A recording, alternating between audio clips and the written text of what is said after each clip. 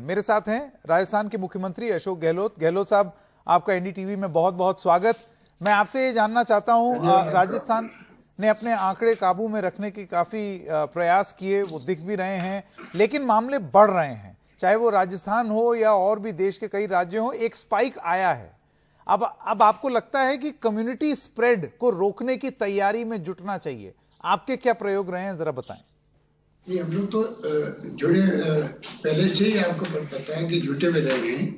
जब से कोरोना आया है, आपको शायद जानकारी है कि मैंने पहले भी कहा, जिन जिन राज्यों ने और जिन जिन देशों ने बहुत इसको गंभीरता से लिया, वहां पर आंकड़े काबू में भी रहे हैं। तैयारी भी अच्छी हुई है इंफ्रास्ट्रक्चर की, जिससे कि हम लोग आने वाले वक्त में कैसी भी स्थिति बने उसका मुकाबला कर सके। यही कारण है कि आज हमने, जो पहले हमारे वहां पर पूना और दिल्ली जाते थे टेस्टिंग, आज करीब 25,000 टेस्टिंग पर डे कर सकते हैं। आज हमने 5,18,000 टेस्टिंग अभी तक कर ली है, और पर मिलियन भी हमारे यहाँ 6,513 केस टेस्ट होते हैं, जबकि नेशनल एवरेज 3,600 का है। इस प्रकार हम लोगों ने पहले से ही जो है ये प्रयास किए कि जिससे कि कैसी भी स्थिति आएगी कोविड को लेके, उसका मुकाबला करने में सक्षम रहेंगे। आज डबलिंग रेट जो है वो यहाँ 22 दिन है, जबकि नेशनल लेवल पर 16 दिन है। और राजस्थान की जो रिकवरी रेट है वो हाईएस्ट है कंट्री के अंदर, 74.25%, जबकि नेशनल 48.55% है। इस प्रकार मैं कह सकता हूँ कि हमने जो तैयारी करी है उसका लाभ हमें मिल रहा है। इसमें कोई दो राय नहीं कि केसेस हमारे बढ़े हैं। जयपुर के अंदर भी, जोधपुर के अंदर भी, कई जिलों के अंदर पॉकेट बढ़े हैं। उनको समय रहते हमने कंटेनमेंट किया है, कर्फ्यू लगाया है और रोका भी है, इसीलिए रिकवरी रेट अच्छी हुई हमारे यहाँ पर। गहलोत साहब, ये जो कम्युनिटी स्प्रेड की बात हो रही है, देखिए केंद्र सरकार को इसे घोषणा करनी है कि लोगों में बिना स्रोत के ये फैल रहा है या नहीं, संक्रमण हो रहा है या नहीं। ऐसे में आपको क्या लगता है कि क्या प्रयोग किए जाने चाहिए? क्योंकि देखिए आज दिल्ली में एक मीटिंग हुई, दिल्ली के संदर्भ की बात है, उसमें केंद्र सरकार के जो अफसर हैं उन्होंने कहा कि अभी कम्युनिटी स्प्रेड नहीं हुआ है। आपको लगता है कि अगर जितनी जल्दी हम मानेंगे कि समस्या है, उतनी जल्दी ही तैयारी कर पाएंगे? देखिए, मेरा मानना है कि, और तो सबके लिए लागू होता है, कि हमें ध्यान देना पड़ेगा किस प्रकार से, अब जब खोल दिया है लॉकडाउन को एक प्रकार से कुछ इलाके छोड़ करके, तो पहली ड्यूटी हम पब्लिक को अवेयर करें, अवेयरनेस का कैंपेन चलाना पड़ेगा कि सोशल डिस्टेंसिंग आवश्यक रहेगी, मास्क आवश्यक रहेगा, और जो सलाह दी गई है हाथ धोने की वगैरह, सबको ध्यान रख के हमें कोरोना के साथ में जिंदगी बिताना पड़ेगा। तब भी अपना आप ही समय आने पर ये सब ठीक हो जाएगा, और जब तक हो सकता है कि टीकाकरण की स्थिति बन जाए। आपको हमें खुशी होगी, राजस्थान में हम लोगों ने 21 तारीख से 10 दिन का सिर्फ अभियान चलाना शुरू कर रहे हैं। हम लोग कैंपेन, अवेयरनेस कैंपेन कर रहे हैं, गली में, मोहल्लों में, वार्डों में, गांव में, ढाणी तक पे कर रहे हैं। ये पहला राज्य होगा देश के अंदर जिससे काम हाथ में लिया कि हम कैसे लोगों को सावधान करें, किस तरह एजुकेट करें। अभियान उसी का चलेगा, मीडिया के अंदर भी, एफएम के अंदर भी, रेडियो में भी, टीवी में भी, और घर घर से जाएंगे, हमारे वॉलंटियर जाएंगे, वो इस काम को ही करेंगे। इस प्रकार ही हम इस जो कम्युनिटी स्प्रेड को रोक सकते हैं, मेरा मानना है। तो आपका ये कहना है कि अगर अवेयरनेस, जनता को अगर आप जागरूक करेंगे जितना ज्यादा, वो एक अहम तैयारी हो सकती है कम्युनिटी स्प्रेड को रोकने के लिए। लेकिन गहलोत साहब, ये तो हो गई जागरूकता।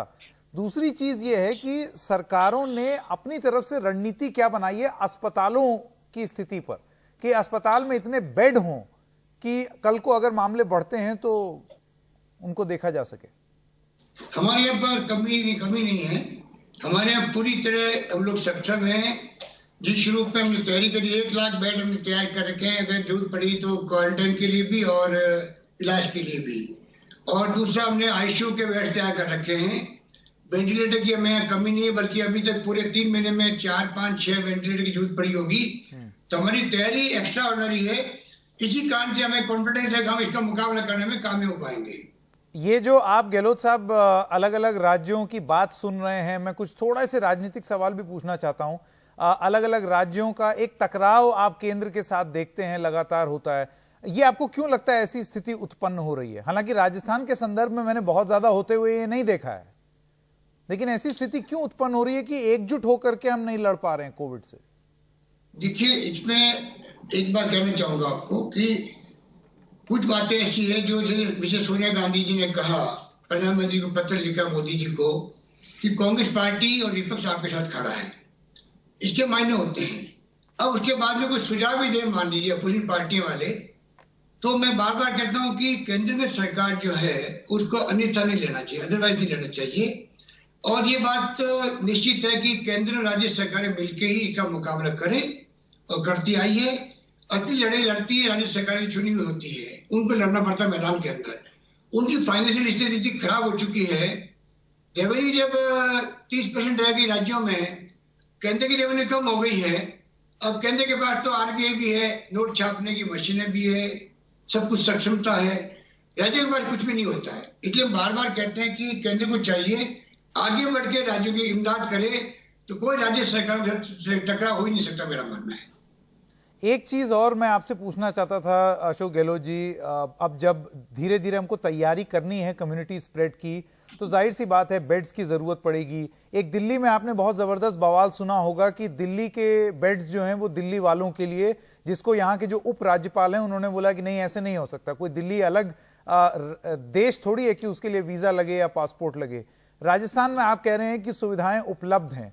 राजस्थान में अगर कोई बाहर से आना चाहे और अपना इलाज कराना चाहे तो क्या इस किस्म का नियम लागू होगा या सब लोगों का स्वागत है? देखिए, हमारे यहाँ तो कोई दिक्कत नहीं है। अभी भी हमारे यहाँ पंजाब के, दिल्ली के, हरियाणा के लोग आते हैं इलाज के लिए। और हमारे यहाँ पर राइट फ्रॉम गंगानगर तो जयपुर तक हो, जोधपुर तक हो, सबके इलाज होते हैं।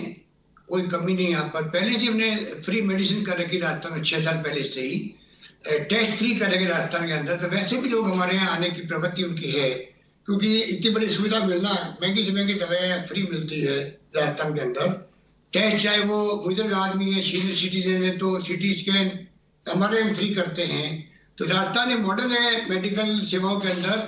और मैं समझता हूँ उसी रूप में हमें सोचना पड़ेगा आगे भी कि आज देश में कोई संकट है तो सब राज्य मिलकर मुकाबला कर सकते हैं उसका। आपको लगता है कि संदर्भ में क्या, मुझे नहीं मालूम है। जी नहीं, मैं आपसे ये पूछना था, आपको लगता है एक समन्वय बनना जरूरी है कि आप फर्ज कीजिए आज की डेट में क्या हो रहा है कि सारे राज्य एक तरीके से ये कह रहे हैं कि मेरी संख्या, मेरा बॉर्डर, मेरा सील, मेरे बिस्तर।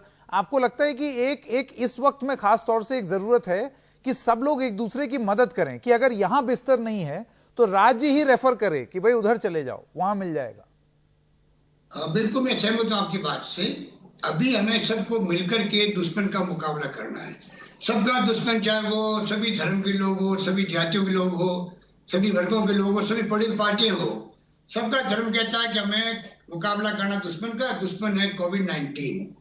इसलिए हमें भेदभाव करना ही नहीं चाहिए, आपस में कॉम्प्लीमेंट सप्लीमेंट करना चाहिए, सबको सहयोग की प्रवृत्ति होनी चाहिए। चलिए, ये जान के बहुत खुशी हुई। गहलोत साहब, मेरा आखिरी सवाल आपसे, ये कोविड-19 से जुड़ा हुआ नहीं है, लेकिन पूछा इसलिए जा रहा है क्योंकि एक ऐसे वक्त में जब गुजरात सरकार की प्राथमिकता, या गुजरात में भारतीय जनता पार्टी की प्राथमिकता होनी चाहिए थी वहां बढ़ते हुए संक्रमण और मामलों को रोकने की, ऐसा आरोप लगाया जा रहा है कि वो खरीद फरोख्त में ज्यादा इंटरेस्टेड हैं कि कांग्रेस के विधायक राजस्थान में लाने पड़े हैं। आपको 2017 का तो स्मरण होगा ही, स्वर्णिम संकुल में आप भी उस समय वहां मौजूद थे जब अहमद पटेल का वो वाकया तो आपने भी देखा था।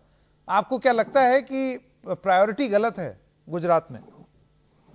देखिए, प्रायोरिटी गलत नहीं है। सरकार जो है आज जिस रूप में काम कर रही है, एनडीए गवर्नमेंट, और जिस रूप में इनके मुखिया प्रधानमंत्री जी हो, चाहे बीजेपी के अध्यक्ष हो, चाहे विशेष रूप से अमित शाह जी हो, इनकी जो सोच और नीति है वो है सरकारें कैसे गिराओ, डेमोक्रेसी की हत्या कैसे करो। कर्नाटक में करी इन्होंने, और मध्य प्रदेश का उदाहरण आपके सामने है। अगर मध्य प्रदेश की सरकार गिराने के बजाय मुकाबला करने में ध्यान रखते कोरोना का, तो आज स्थिति कोरोना के देश में नहीं बिगड़ती। लापरवाही करी गई और सरकार गिराने में मशगूल रहे, उसके कारण से आप बताइए कि क्या क्या इन्होंने किया है। उसके बाद में आइए जब चुनाव हुए थे राज्यसभा के राजस्थान में और मध्य प्रदेश, गुजरात के अंदर 2 दिन बाकी थे पोलिंग में, अचानक इसलिए उनको पोस्टपोन कर दिया गया, हॉर्स ट्रेडिंग पूरी नहीं हुई थी। अब आपने अभी कहा, ठीक कहा कि उस वक्त में 17 में तो 14 विधायकों को ले गए थे ये इस्तीफा दिला करके। अभी 4 विधायक गए थे 2 महीने पहले, अभी 3 विधायक चले गए परसों के रोज में। राजस्थान में पहले भी विधायक आए थे गुजरात के। इवन राजस्थान में प्रयास कर रहे हैं किस प्रकार सरकार घिरे, किस प्रकार से चुनाव जो आ रहे हैं 19 तारीख को उसमें। लेकिन गहलोत साहब उनका आरोप ये है कि कुनबा तो आप अपना एक साथ नहीं जुटा करके रख पा रहे, आरोप उन पर लगा रहे हैं, इसको आप किस तरीके से? नहीं, ऐसा नहीं, जो हॉर्स ट्रेडिंग जो हो रही है वो कोई मामूली नहीं हो रही। 25 करोड़ 30 करोड़ 35 करोड़ को सुना है जिंदगी में किसी ने? किस प्रकार ये पैसा बांटने की बातें कर रहे हैं? ये आप ये अमाउंट ऑन रिकॉर्ड कह रहे हैं कि 20-20 25-25 30-30 करोड़ रुपए दिया जा रहा है एक एक। ऐसे ही सुनते आ रहे हैं, ऐसे ही सुन रहे हैं। कंफर्म तो सीबीआई कर सकती है, ईडी कर सकती है, सीबीआई कर सकती है, जो कर नहीं रही है। उनको चाहिए कि अगर वो आगे आकर के जांच करेंगे तो सच्चाई सामने आएगी जी। और वो सच्चाई के सामने करना चाहते नहीं है क्योंकि दबाव में सरकार के हैं, तो क्या कर सकते हैं। जुडिशरी से उम्मीद की जाती है, वहां भी पोस्टपोन होते हैं और उसी रूप में आप देख रहे हो कि किस प्रकार से वहां पे हो रहा है सब जगह। तो ये जो इनका अप्रोच है देश के अंदर वो बहुत खतरनाक अप्रोच है, वो हमें मानना पड़ेगा जी। लेकिन राजस्थान की खबरें वैसे आने लगी अभी से ही, किस प्रकार से हॉर्स ट्रेडिंग करें, किस प्रकार से चुनाव में हम लोग कामयाब हो जाए, चाहे 30-40 वोटों का फर्क है राजस्थान के अंदर, तब भी कैसे कामयाब हो। एक एक चीज इनके लिए कीमती है, जीतना चाहे वो कितना ही पैसा खर्च करना पड़े, कोई सोच नहीं सकता राजस्थान के अंदर। और महाराष्ट्र सरकार गिराने की इनकी मंशा रहती है, अभी इन्होंने प्रयास किए थे। ये खतरनाक खेल बंद होना चाहिए देश के अंदर जी। Ashok Gehlot ji, thank you so much. Let's just hope that the focus right now is to defeat this enemy called COVID-19, as you rightly said. Thank you so much for joining us right here on NDTV. Thank you.